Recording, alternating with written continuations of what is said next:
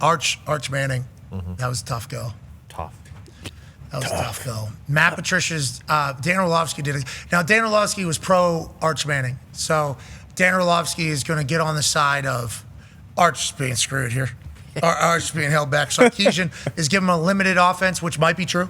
Sarkisian might have done that. And then he also pointed out a lot of things that Matt Patricia was doing to Arch Manning. We've seen numerous film breakdowns now from Dan Orlovsky where Patricia would show one thing, almost like the amoeba defense that the Ravens do. Sure. And then they have somebody handed in dirt, then they're dropping back. Yeah. It was kind of like a high-level NFL-type defense was taking place for that Ohio State Buckeye defense. Now, they're obviously studs, won a national championship, best defense in the country, I think, last year. They lose their defensive coordinator. Ryan Day has to rehire at that position. Still have studs all over the place. Lost some guys to the NFL, JTT, Jack Sawyer amongst those two guys that are gone. But they were able to reload, and then they bring in Matt Patricia. And Matt Patricia kind of gets laughed at because at the Detroit Lions, he was horrendous. Yes. He was horrendous. He was out of shape most of it. He was on quad because he had a broken ankle. There was really nothing good that came out of his time with the Detroit Lions. So bad. Like, everything was bad at the Detroit Lions. We actually got along with him, like friends with him. Because Vinatieri and him have known each other since he was a ball boy with the New England Patriots. So I've known him a long time. I think he's a good dude. I think he's a funny dude. I think he's an upbeat dude. But I think whenever he became a head coach, he might have thought he had to be a hard ass, might have thought he had to be a different person because of how much he saw Bill Belichick and how much he learned from Bill Belichick. For whatever reason, it didn't work. And nobody worked in Detroit before MCDC got there. So, just jot that down as a wash. Bingo. Everybody forgets this guy used to draw up plays on every desk that he's ever been at. Loves ball, addicted to ball. Whenever he was at the Patriots and Bill Belichick, now everybody talks about Tom Brady getting to learn defenses from Bill Belichick. Matt Patricia was defense coordinator with Bill Belichick. You're talking massive brains. Everybody remembers the should have handed it off to Marshawn Lynch situation where the boys actually practiced this exact situation and leading up to the thing because Matt Patricia saw something early, yada, yada, yada. He's a super genius. And it was on display on Saturday. Is that what you're thinking? And is this a problem for everybody in college football?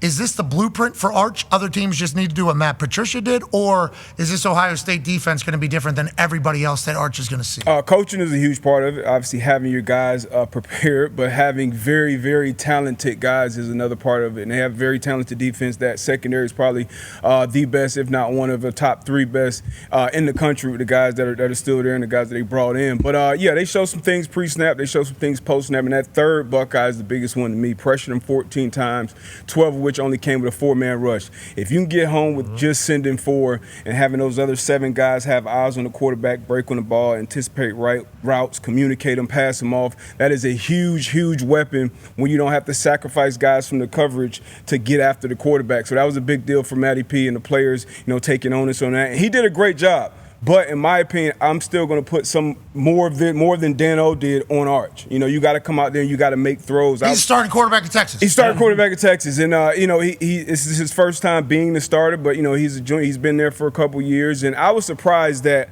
how his mechanics look, like his throwing mechanics. He has some off. Yeah, I don't mind his sidearm, but just the total body, not stepping into it, doing some things off the back foot. Not something you expect, especially from a Manning. I'm sure Sark will clean some of that stuff up. I don't think Sark. Yeah, you're going to be somewhat conservative when you're facing a coordinator and defensive talent like you're facing, but you still had opportunities all the way to the end of this game where if he puts that ball, you talked about a runner's ball earlier, you put that on that receiver across the field, who knows what the rest of that drive looks like. He did make some big-time throws late in the game. We know how athletic he is. So long season, I think Arch will be just fine, but this is a hell of a test to come out of the gates with against Matty P and that Ohio State defense. Fourth quarter was definitely his best quarter, no question. And is that because he finally figured out what the hell Matt Patricia was trying to do to him? Is he like a Manning where he's trying to dissect and learn and go forward?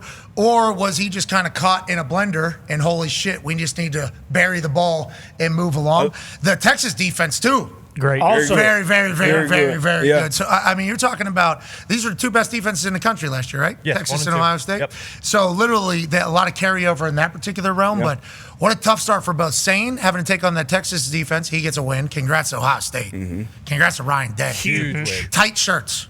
Very tight. Yeah, he's wearing tight shirts. We're seeing a lot, Coach. Yep. We're seeing a lot. Every part of your skin. He's in better shape than he has been in a long time. He looks very good, looks very fit. Huge win, and I'm excited for him. Cardinal Tate, damn, Tate. What a catch. Bounce off his chest, off his shin, double grab, catches for a touchdown. Sane can spin it. He can certainly do that. Arch can as well, as what everybody was saying. And that fourth quarter being his best quarter, I think we're kind of looking for like, okay, maybe that'll carry in. Maybe he just kind of settled in too little too late. But also it's like you're starting quarterback in Texas. Everybody's expecting you to be great from the jump in this thing. Yeah, no one cares if your right tackle is a turnstile and he turns around to block the pass rusher with his back basically. But it is going to be all on Arch. But the other thing with Patricia that's not getting talked about is people are thinking like, hey, Belichick's probably going to do this, tonight with UNC. With Caleb Downs, that's probably the only reason they can do what they're doing. Like you talk about amoeba defenses and moving guys all over the place. Like Caleb Downs is probably the only reason he's allowed or able to do those things because he probably makes up for half of the shit that they're doing. He's the chess piece that's confusing Arch, and Patricia's just the one letting him know. Yeah, he had him down on the line multiple times, and he would drop back into coverage. They only brought pressure, or they got pressure with 4-man or whatever, 12 times out of 14.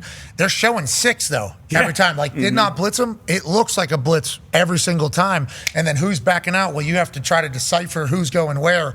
And whenever they're showing 0 or cover 1, and then they're dropping somebody from the line, cover 2 back there, are you and the wide receivers on the same page? Probably not. Are you able to have an out of this? Probably not. Are you making the right read? Maybe. It's like, I think Sark, Arch, and that Texas offense got a big wake-up call with a very, very talented defense. A lot was Josh, obviously everyone's talking about Arch Manning and how he performed against that Ohio State defense. What do you think of Arch's performance? How's he going to do the rest of the year? But also the Ohio State defense and Matty Patricia, what he was able to do with some of these guys that have not played a ton of football so far at the college level. Like, what do you make of Arch, and then what do you make of this defense Ohio State has? Yeah, I almost wish you asked the question in reverse, AJ, because a lot of people are leading with Arch. Arch is not the story here. Ohio State's defense is the story. I got to be real with you. There were 2 instances this Saturday where I looked and I said, if you didn't know any better, but you just knew the storylines, you wouldn't know which team is which. Bama FSU is one of those, which we can talk about whenever. But this one right here, like if I tell you one of these teams just won a title, then they're replacing both coordinators, huge chunk of their roster. That's an operation that is ripe to have a reality check, especially against a hungry team, equally as talented, still on a mission, got Arch Manning as your quarterback, and they stoned him. It made him so indecisive. I'm standing there on the field. It was one of those games where if you just watch the quarterback, don't even follow the ball, don't even look at the secondary, don't look at the line of scrimmage, you can tell he's got time to throw. Either he's missing wide open guys or there's a blanket over that Texas wide receiver core, mostly the latter instead of the former. I don't think they have the kind of speed at receiver they did last year. They can play that in the building all they want to and let it echo through the halls. They don't have the kind of speed they had in their wide receiver room last year. So they're going to have scheme guys open a little bit more. But, dude, there should have been something. Imagine this time last week if we had Sark just like quad box him here and we said, hey, you're going to hold Ohio State to 14 in the shoe. Will you take that? He would have signed his name on whatever dotted line he could. And it wasn't enough. That was pretty surprising to me, dude. Ryan Day has gone from people questioning whether he's the guy for his own job like 7 months ago to he's a genius. He was always the same guy. Nothing's changed about Ryan Day. He was always the same guy. It's just his Wikipedia page is different. He's thinner. He's in much better shape now. He's in much better shape now. Tighter clothes. We all saw it. We all know what we're talking about. But he is in such great shape right now.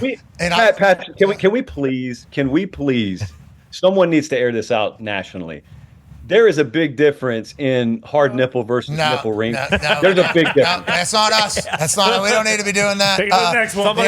You go to somebody else and do that whole thing. We just know that he was jacked up, and how could you not be? He had chills. Yeah, big time. Yeah, like Dewey. He had exactly. goosebumps. How could you not? Who also is slimmed down. Yeah, Dwayne Johnson looking very thin. He looks like he's becoming like an Iron Man type thing. He might be. Hey, Rock, whatever you're doing, you look great, Bob.